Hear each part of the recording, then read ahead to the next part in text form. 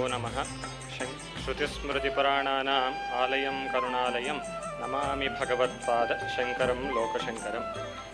ಈ ಕಾರ್ಯಕ್ರಮಕ್ಕೆ ಆಗಮಿಸಿರುವ ಎಲ್ಲ ಗಣ್ಯರಿಗೂ ನಮಿಸುತ್ತಾ, ಮತ್ತು ಚೇತನಾ ಸ್ಮಾರ್ಟ್ ಕಿಡ್ಸ್ ಈ ಶಿಕ್ಷಣ ಸಂಸ್ಥೆಯ ಎಲ್ಲ ಶಿಕ್ಷಕರಿಗೆ ಮತ್ತು ಈ ಕಾರ್ಯಕ್ರಮಕ್ಕೆ ಬಂದಿರುವ ಎಲ್ಲ ಪೋಷಕರಿಗೆ ಮತ್ತು ಎಲ್ಲ ಕಾರ್ಯಕ್ರಮಕ್ಕೆ ಆಗಮಿಸಿರುವ ಎಲ್ಲ ಮಕ್ಕಳ ಬಂಧುಗಳವರಿಗೆ ಕಾರ್ಯಕ್ರಮಕ್ಕೆ ನಿಮಗೆಲ್ಲ ವಂದಿಸುತ್ತಾ, ಈಗಾಗಲೇ ನೀವು ಈ ಕಾರ್ಯಕ್ರಮಗಳನ್ನು ನೋಡಿದ್ದೀರಾ, ಮಕ್ಕಳ ಪರ್ಫಾರ್ಮೆನ್ಸ್ ನೋಡಿದ್ದೀರಾ. ಹಾಗಾಗಿ ಅದರಲ್ಲಿ ನಾನು ಹೇಳೋವಂಥದ್ದು ವಿಶೇಷ ಏನೂ ಇಲ್ಲ. ಈಗಾಗಲೇ ಮಕ್ಕಳು ತುಂಬ ಚೆನ್ನಾಗಿ ಪರ್ಫಾರ್ಮ್ ಮಾಡಿದ್ದಾರೆ.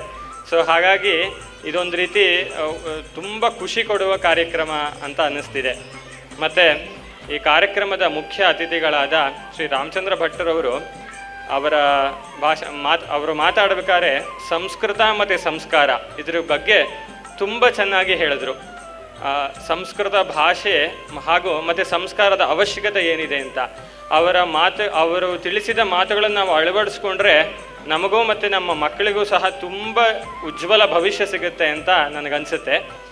ಮತ್ತು ಈ ಕಾರ್ಯಕ್ರಮದಲ್ಲಿ ಸಂಸ್ಥೆಯ ಬಗ್ಗೆ ಮಾತನಾಡೋ ಒಂದು ಸ್ವಲ್ಪ ನಮ್ಮ ಅನಿಸಿಕೆ ತಿಳಿಸಿ ಅಂತ ಹೇಳಿದರು.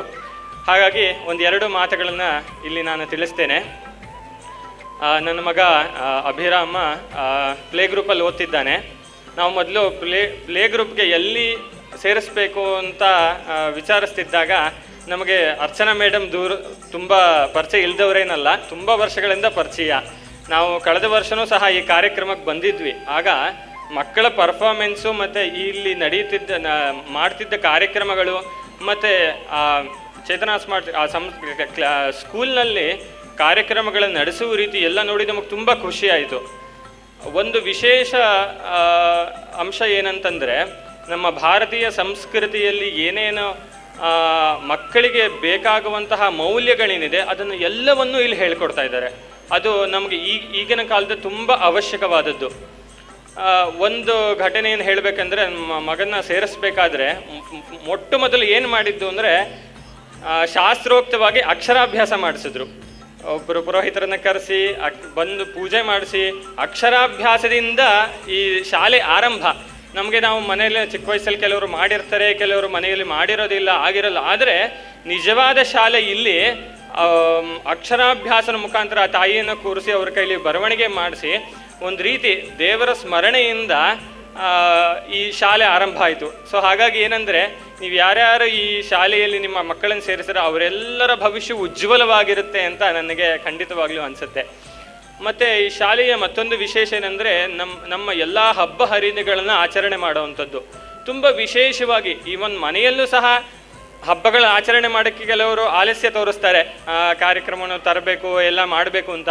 ಒಂದು ಸಂಕ್ರಾಂತಿ ಹಬ್ಬ ಇರ್ಬೋದು, ಯುಗಾದಿ ಇರ್ಬೋದು, ದೀಪಾವಳಿ ಇರ್ಬೋದು, ಎಲ್ಲ ಹಬ್ಬಗಳನ್ನು ಸಹ ವಿಶೇಷವಾಗಿ ಮಕ್ಕಳಲ್ಲಿ ಆಸಕ್ತಿ ಬರುವ ಹಾಗೆ ತುಂಬ ಚೆನ್ನಾಗಿ ಆಚರಣೆ ಮಾಡ್ತಾರೆ. ಹಾಗಾಗಿ ಇದೊಂದು ರೀತಿ ವಿಶೇಷವಾದ ಸಂಸ್ಥೆ. ಮಕ್ಕಳಿಗೆ ಯಾವ ಸಂಸ್ಕಾರ ಸಿಗಬೇಕೋ ಎಲ್ಲ ಸಂಸ್ಕಾರವನ್ನು ಕೊಡ್ತಿರುವ ಒಂದು ಅದ್ಭುತವಾದ ಸಂಸ್ಥೆ ಅಂತ ನಾನು ಹೇಳಕ್ಕೆ ಇಷ್ಟಪಡ್ತೀನಿ. ಮತ್ತು ಇನ್ನೊಂದು ವಿಶೇಷ ಏನಂದರೆ, ಈ ವರ್ಷ ಸಂಸ್ಥೆಯಲ್ಲಿ ಸಂಸ್ಕೃತ ಅನ್ನೋ ಥೀಮ್ ಇಟ್ಕೊಂಡು ಸಂಸ್ಕೃತಕ್ಕೆ ಸಂಬಂಧಪಟ್ಟ ಶ್ಲೋಕಗಳು, ಭಗವದ್ಗೀತೆ ಇರ್ಬೋದು, ಬೇರೆ ಎಲ್ಲ ಮಕ್ಕಳಿಗೆ ಯಾವುದು ಅವಶ್ಯಕವಿದೆಯೋ ಅದನ್ನೆಲ್ಲ ಹೇಳ್ಕೊಡ್ತಾ ಇದ್ದಾರೆ. ಸೊ ಸಂಸ್ಕೃತ ಭಾಷೆ ತುಂಬ ವಿಶೇಷವಾದ ಭಾಷೆ, ಎಲ್ಲರಿಗೂ ಸಹ ಗೊತ್ತಿದೆ. ನಮ್ಮ ಭಾರತೀಯ ಭಾಷೆ ಕೆಲವು ಅನುಕೂಲ. ಸಂಸ್ಕೃತ ಭಾಷೆಯನ್ನು ಮಕ್ಕಳಿಗೆ ಯಾಕೆ ಕಲಿಸ್ಬೇಕು, ಈ ವಯಸ್ಸಿನಲ್ಲಿ ಯಾಕೆ ಮಕ್ಕಳಿಗೆ ಸಂಸ್ಕೃತದ ಅವಶ್ಯಕತೆ ಇದೆ ಅಂತ ಕೆಲವು ಸೈಂಟಿಫಿಕಲ್ಲೂ ಪ್ರೂವ್ ಆಗಿದೆ. ಎರಡು ಅಂಶವನ್ನು ನಾನು ತಿಳಿಸ್ತೇನೆ. ಸಂಸ್ಕೃತ ಭಾಷೆಯನ್ನು ಕಲಿಯೋದರಿಂದ ಮಕ್ಕಳಿಗೆ ಮೆಮೊರಿ ಪವರ್ ತುಂಬಾ ಇಂಪ್ರೂವ್ ಆಗುತ್ತೆ. ಲಾಜಿಕಲ್ ಥಿಂಕಿಂಗ್ ಬರುವಂಥದ್ದೇ ಮಕ್ಕಳಿಗೆ ಮೆಮೊರಿ ಪವರ್ ತುಂಬ ಇಂಪ್ರೂವ್ ಆಗಿ ಅವರ ಮುಂದಿನ ವಿದ್ಯಾಭ್ಯಾಸದ ತುಂಬ ಹೆಲ್ಪ್ ಆಗ್ತದೆ. ಯಾಕೆ ಅಂದರೆ, ಎಲ್ಲ ಮಂತ್ರಗಳು, ಶ್ಲೋಕಗಳು ಸಂಸ್ಕೃತ ಭಾಷೆಯಲ್ಲೇ ಇದೆ.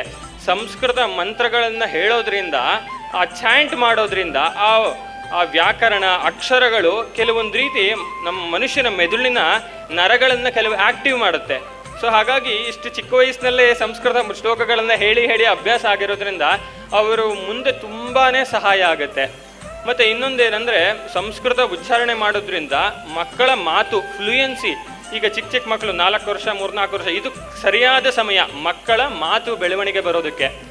ಸೊ ಹಾಗಾಗಿ ಈ ಸಮಯದಲ್ಲಿ ಸಂಸ್ಕೃತ ಭಾಷೆಯನ್ನು ಮಾತಾಡೋದ್ರಿಂದ ಮಕ್ಕಳಿಗೆ ನಾಲಿಗೆ ಚೆನ್ನಾಗಿ ಬೆಳವಣಿಗೆ ಆಗಿ ಸ್ಪಷ್ಟವಾಗಿ ಮಾತಾಡೋಕೆ ಬರುತ್ತೆ. ಒಂದು ವಿಶೇಷ ಭಾರತೀಯರಿಗೆ ಮಾತ್ರ ಇರೋವಂಥ ವಿಶೇಷ ಒಂದು ಹೇಳ್ತೀನಿ.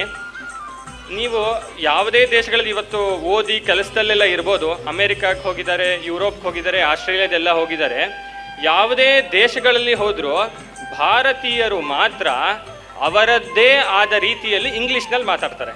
ಆಸ್ಟ್ರೇಲಿಯಾದಲ್ಲಿರೋ ಇಂಗ್ಲೀಷಲ್ಲಿ ಆಸ್ಟ್ರೇಲಿಯನ್ ರೀತಿ ಇಂಗ್ಲೀಷ್ ಮಾತಾಡ್ತಾರೆ, ಅಮೇರಿಕಾದಲ್ಲಿರೋ ರೀತಿ ಅಮೇರಿಕನ್ ಇಂಗ್ಲೀಷ್ ಮಾತಾಡ್ತಾರೆ. ಹೇಗೆ ಸಾಧ್ಯ ಅಂತಂದರೆ ಆ ಎಲ್ಲ ಭಾಷೆಗಳ ಮೂಲವಾದ ಭಾರತೀಯ ಭಾಷೆಗಳ ಮೂಲವಾದ ಸಂಸ್ಕೃತವನ್ನು ಮೊದಲೇ ಅಭ್ಯಾಸ ಮಾಡಿರೋದ್ರಿಂದ ನಿಮ್ಮ ಪ್ರೊನೌನ್ಸಿಯೇಷನ್ ಆರಾಮಾಗಿ ಮಾತಾಡ್ತಾರೆ. ಮತ್ತು ಯಾವುದೇ ಭಾರತೀಯ ಭಾಷೆ ಕಲಿಯೋದಕ್ಕೂ ಸಹ ತುಂಬ ಅನುಕೂಲ. ಎಲ್ಲ ಭಾಷೆಗಳಲ್ಲೂ ಸಹ ಸಂಸ್ಕೃತ ಎಲ್ಲ ಪದಗಳು ಇದೆ.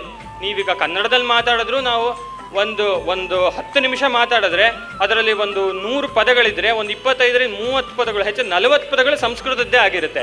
ಇದು ಎಲ್ಲ ಭಾಷೆಗೂ ಅನ್ವಯ ಆಗುತ್ತೆ, ತೆಲುಗು ಇರ್ಬೋದು, ತಮಿಳು ಇರ್ಬೋದು.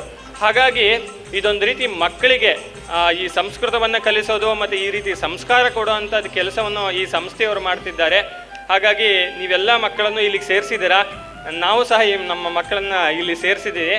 ಹಾಗಾಗಿ ಇದೊಂದು ರೀತಿ ಸಂಸ್ಥೆಯವರು ಒಳ್ಳೆ ಕೆಲಸ ಮಾಡ್ತಾ ಇದ್ದಾರೆ ಸಮಾಜದಲ್ಲಿ ಅಂತ ಹೇಳಕ್ಕೆ ಇಷ್ಟಪಡ್ತೀನಿ. ಮತ್ತು ಈ ಸಂದರ್ಭದಲ್ಲಿ ನಮಗೆ ಮಾತನಾಡಲು ನಮ್ಮ ಅನಿಸಿಕೆಗಳನ್ನು ಹೇಳಲು ಅವಕಾಶ ಕೊಟ್ಟ ಆ ಸಂಸ್ಥೆಯವರಿಗೆ ಮತ್ತು ಎಲ್ಲ ಟೀಚರ್ಸು, ಅರ್ಚನಾ ಮೇಡಮ್ ಇರ್ಬೋದು, ಪ್ರತಿಮಾ ಮೇಡಮು, ಲೀಲಾ ಮೇಡಮು, ನಂದಿನಿ ಅವರು ಎಲ್ಲರೂ ಸಹ ತುಂಬ ಚೆನ್ನಾಗಿ ಮಕ್ಕಳಿಗೆ ಹೇಳ್ಕೊಡ್ತಿದ್ದಾರೆ. ಹಾಗಾಗಿ ಅವರೆಲ್ಲರಿಗೂ ನಾನು ಈ ಸಮಯದಲ್ಲಿ ನನ್ನ ಕೃತಜ್ಞತೆಯನ್ನು ತಿಳಿಸ್ತಾ ನನ್ನ 2 ಮಾತುಗಳನ್ನು ಇಲ್ಲಿಗೆ ಮುಕ್ತಾಯ ಮಾಡ್ತೀನಿ.